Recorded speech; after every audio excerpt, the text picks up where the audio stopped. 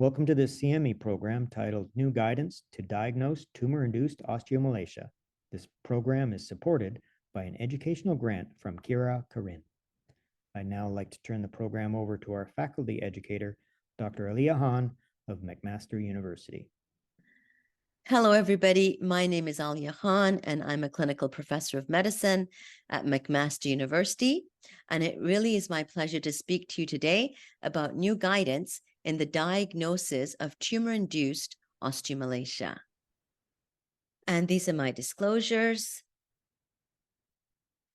I wanted to say that we recently published global guidance for the recognition, diagnosis, and management of tumor-induced osteomalacia in 2022. Now, what is tumor-induced osteomalacia? It is a rare condition. It's a paraneoplastic condition, and it's associated with an increase in FGF23 being secreted by mesenchymal tumors. These tumors are usually benign, but they can be anywhere in the body. They can be small. They can be difficult to locate. Tumor-induced osteomalacia has also been reported in individuals with advanced metastatic cancer, such as colon and prostate. It results in significant muscle weakness, bone pain, and fractures. These are the typical presenting symptoms. And there is usually a delay in diagnosis, often for several years, because people are not checking phosphate. So if we don't check phosphate and we have a patient with muscle weakness and bone pain, patients may have the vitamin D levels checked. They might check 25D, which is usually normal. And so the diagnosis may be completely missed. So one of the important points that we wanted to highlight in this recent publication, and has been highlighted in other publications as well, is the importance of checking phosphate in people who present with muscle weakness and bone pain. 95% of patients with tumor-induced osteomalacia are initially misdiagnosed. And they may be misdiagnosed as having arthritis, which may be present as well. Arthritis is common. So yes, patients may have osteoarthritis. They may also have rheumatoid arthritis. They may have other conditions that can be associated with MSK features. Or they may have tumor-induced osteomalacia in isolation as the cause for their symptoms. They're also often misdiagnosed as having neurologic or muscular disorders such as polymyalgia rheumatica, multiple sclerosis, and functional somatization. These are commonly seen as misdiagnoses. And I've had young people, especially young women, who have been referred, and the diagnosis is, it's fibromyalgia. And it's clearly not, because nobody bothered to check the phosphate.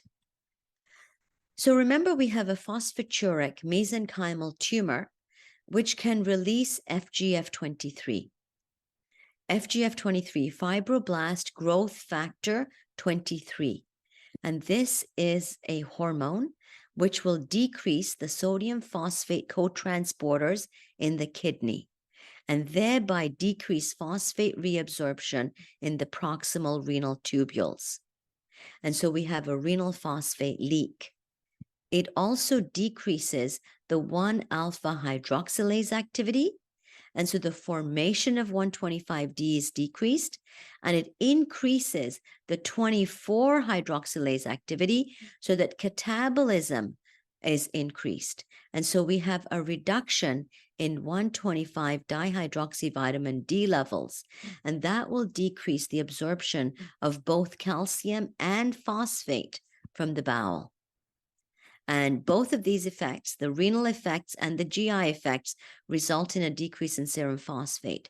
Now, calcium and phosphate binds to the osteoid to form normal bone mineralization, to allow that bone to mineralize.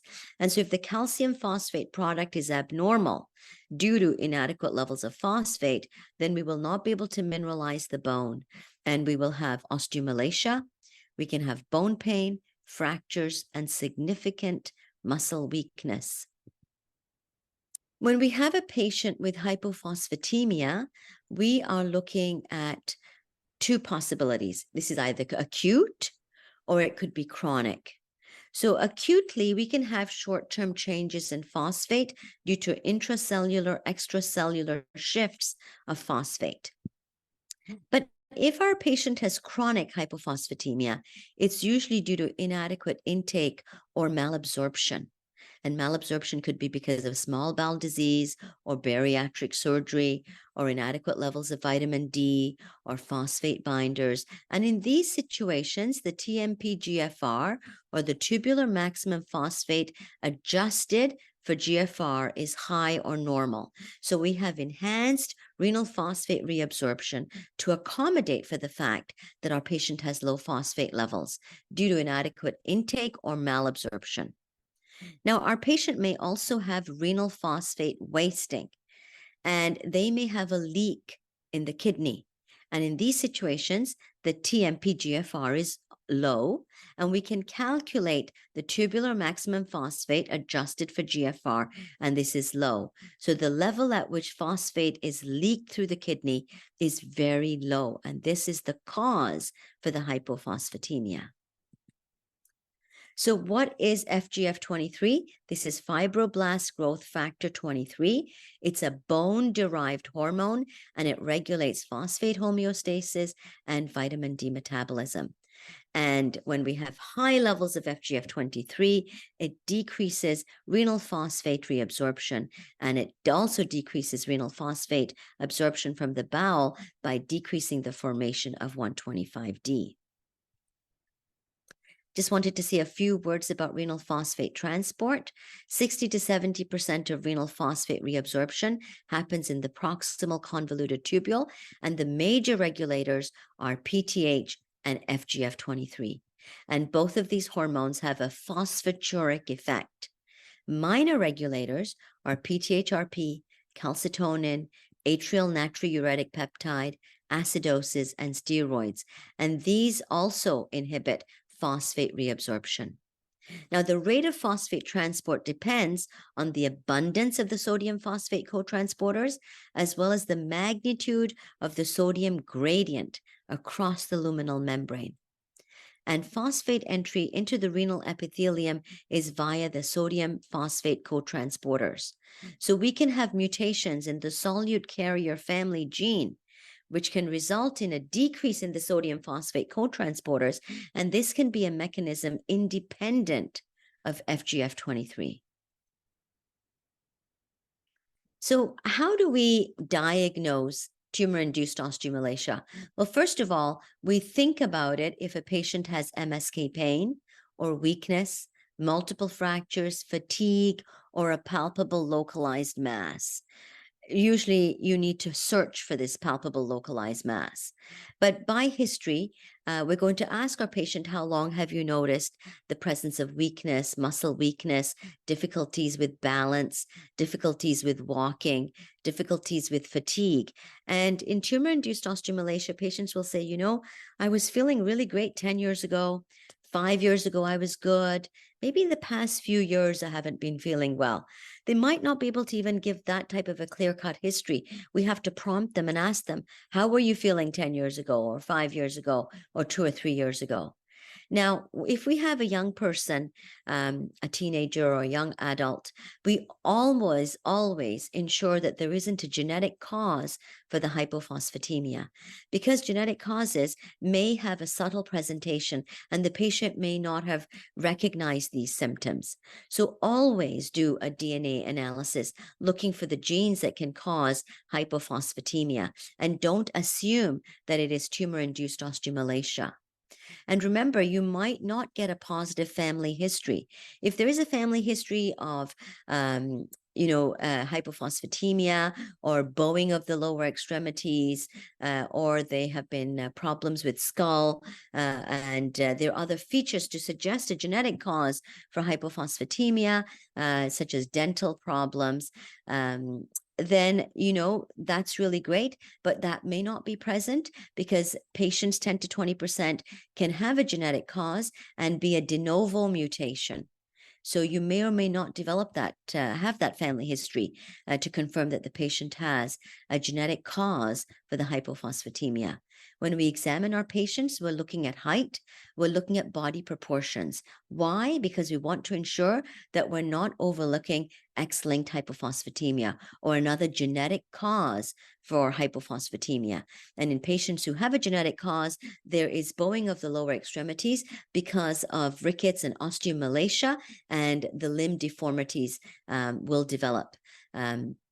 Craniofacial abnormalities such as frontal bossing or craniosynostosis with premature closure of the cranial sutures can happen. We should do a dental and oral cavity examination. We're looking for abscesses and periodontitis.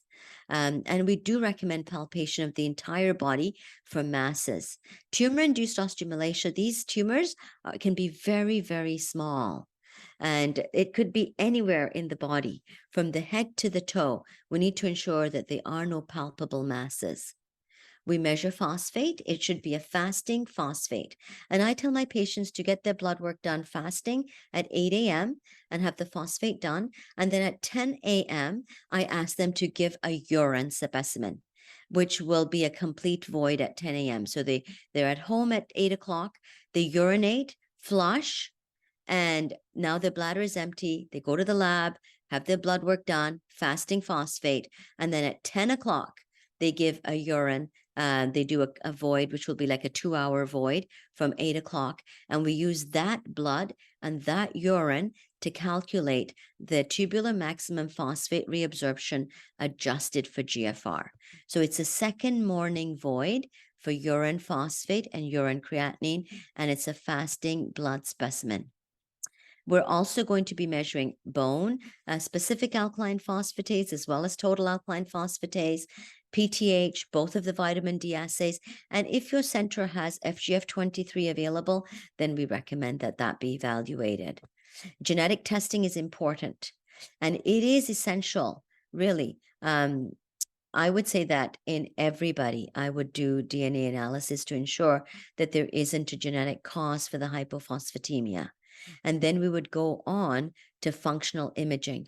Now, in a general practice or a general internal medicine practice or a general endocrinologist or a general rheumatologist, you may wish to refer your patient to a specialized center to ensure that the genetic testing is done and the appropriate imaging is completed. So, what is the differential diagnosis of hypophosphatemia? Well, it could be FGF23 mediated, or it could be non-FGF23 mediated. So if we look at FGF23 mediated, we could have autosomal dominant hypophosphatemic rickets due to mutations in the FGF23 gene. It could be autosomal recessive hypophosphatemic rickets due to mutations in these genes. It could be cutaneous skeletal hypophosphatemia syndrome due to these mutations, or fibrous dysplasia of bone due to a GNAS gene mutation, or Jansen's metaphyseal chondrodysplasia due to mutations in the PTH1 receptor gene. It could be acquired because of alcohol, excess alcohol. It could be because of iron infusions, which can result in increases in FGF23, or it could be tumor-induced osteomalacia. So do ask about alcohol excess and have they had recent iron infusions. Now, non-FGF23 mediated. In these situations, we have a low phosphate, and this is renal phosphate wasting. So there is a low TMP-GFR, but it is not FGF23 mediated. And in fact, FGF23 is low. And it could be HHRH, which is hereditary hypophosphatemic rickets with hypercalciuria. And this is due to mutations in the solute carrier gene. And this results in a reduction in the sodium phosphate cotransporters. So there's a leak of phosphate. And because the phosphate is low, then FGF23 is decreased. And because FGF23 is decreased, we have elevations in 125D. Because FGF23 decreases 1-alpha hydroxylase activity. So we've got 25D becoming 125D, and we have an increase in 125D production. With hyperparathyroidism, primary hyperparathyroidism, we do have a phosphaturic effect. And it is important for us to evaluate PTH levels. We can have it with idiopathic infantile hypercalcemia, and it can also happen with renal Fanconi syndrome. So these are conditions that we need to exclude. And also, we need to ensure that our patient does not have a vitamin D deficiency or abnormalities in vitamin D metabolism. Malabsorption, malnutrition can also result in hypophosphatemia. And as we mentioned, we can have low dietary intake. It could be because of abnormalities in absorption, because of small bowel disease. It could be because of phosphate binders, antacids containing calcium, magnesium, aluminum, or sevelamer. Alcoholism is associated with hypophosphatemia. And in premature infants, we can see hypophosphatemia. So transcellular shifts, we talked about this, and this can result in acute changes in phosphate. And then there are a number of drugs that can cause hypophosphatemia. It is important for us to ensure that our patients are not taking these medications, as they can result in low phosphate levels. So if we have a patient who has muscle weakness, difficulties with gait or balance or bone pain, we do need to take a very careful history, try and identify when these symptoms began, ask about a family history of limb abnormalities, craniosynostosis, dental abnormalities that would suggest that the patient has XLH or other genetic mutations that can result in hypophosphatemia and renal phosphate wasting. And remember, de novo mutations may be present and the family history may be negative.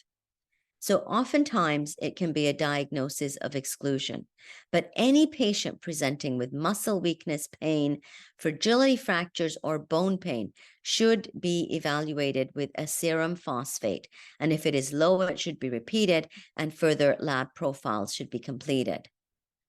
This is how we calculate tubular reabsorption of phosphate and the tubular maximum phosphate reabsorption adjusted for GFR. So we look at the urine phosphate and multiply it by the plasma creatinine. And remember, everything has to be in the same units. So it's all in millimoles per liter. And then we divide it by the urine creatinine times the plasma phosphate. So this is one of our patients who had presented with hypophosphatemia, chronic hypophosphatemia, and we will calculate like we do the calcium to creatinine clearance ratio, we're going to do the phosphate to creatinine clearance ratio. This gives us the phosphate to creatinine clearance ratio. Then the tubular reabsorption of phosphate is 1 minus the phosphate to creatinine clearance ratio, which in this patient is 0.795. And then we would calculate tubular maximum phosphate reabsorption adjusted for GFR.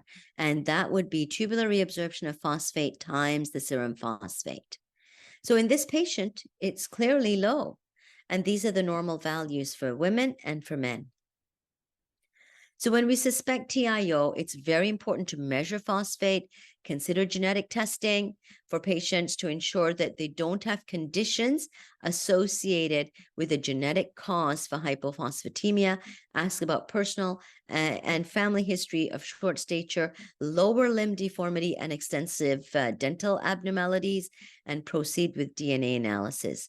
When we examine our patient, we look at their height, we look at their body proportions. It is important to evaluate sitting height, and usually if there's a genetic abnormality, the sitting height is maintained, but it's the standing height that's abnormal because of lower limb deformities. Look for craniofacial abnormalities, do a dental and oral exam, and palpate the entire body looking for masses. And in the presence of an unclear diagnosis, perform lab assessment, further assessment. So the biochemical features of tumor-induced osteomalacia are a low phosphate. Alkaline phosphatase is increased because of osteomalacia. Serum calcium can be decreased because low 125D levels decrease the absorption of calcium and phosphate. Or it may be normal. Intact FGF23 can be increased, or it may be inappropriately normal. And the C-terminal FGF23 may be increased. Intact PTH may be normal or it could be increased. 125D levels are decreased or they may be inappropriately normal. And 25D levels are usually normal. So if you don't measure phosphate and you don't measure 125D, you might totally miss the picture. And if the 125D is normal inappropriately, then you've also missed the picture. This is the reason why tumor-induced osteomalacia is missed. The diagnosis is missed because people usually don't check phosphate and don't check 125D. And we need to calculate TMP-GFR. And in tumor-induced osteomalacia, it is decreased. And tubular reabsorption of phosphate is decreased. But if you don't calculate it, then we won't know. So to just end with some clinical pearls, tumor-induced osteomalacia is a very rare condition. New guidance is available in our international paper. The key factor is we need to identify and diagnose tumor-induced osteomalacia to raise awareness amongst physicians that they should be checking phosphate, especially in patients who have weakness and unexplained bone or muscle pain. And think about it in patients in whom we have symptoms that are out of keeping with the clinical picture. And so with that, I'd like to thank you for your attention, and I hope you enjoyed the program.